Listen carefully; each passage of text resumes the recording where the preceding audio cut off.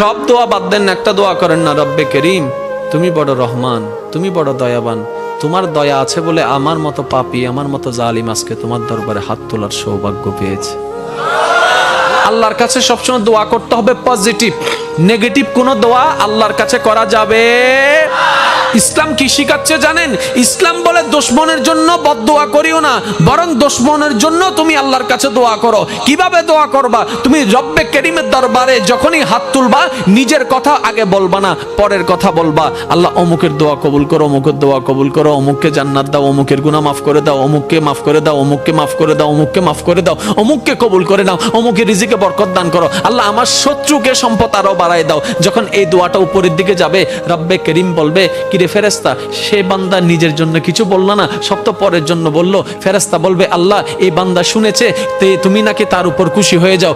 যে বান্দা অন্যের জন্য ভালো চাই, তুমি নাকি তার ভালো চাও। যে অন্যের প্রশংসা করে, তুমি নাকি তার সম্মান বাড়ায় দাও। আল্লাহ যে অন্যের জন্য মঙ্গল কামনা করে, তুমি নাকি তার জন্য বরকত বাড়ায় দাও। এই বান্দা সেই সূত্র বুঝতে পেরেছে, তাই নিজের জন্য চাচ্ছে না, সবার জন্য চাচ্ছে। রব্বে করিম বলে, তার দোয়া ফরিয়াদ কবুল করার ব্যবস্থা করো, কারণ যে অন্যের ভালো চায় আমি আল্লাহ তার ভালো করে দিই। বলেন সুবহান।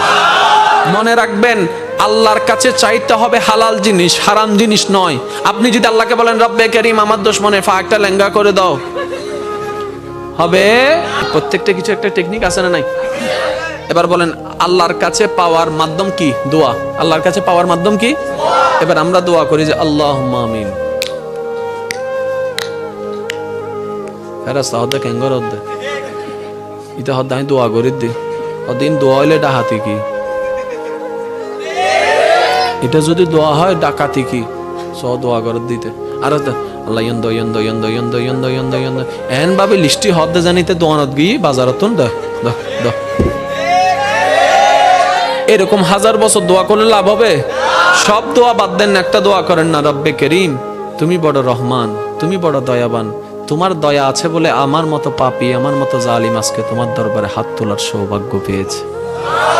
আল্লাহ তোমার দয়া আছে বলে আজকে আমি এখানে বসতে পেরেছি। আল্লাহ তোমার কাছে আমার একটা ফরিয়াদ। তখন আল্লাহ জিজ্ঞেস করবে, কিরে এত মায়া করে কথা বলতেছ, আমার কিছু লাগবে?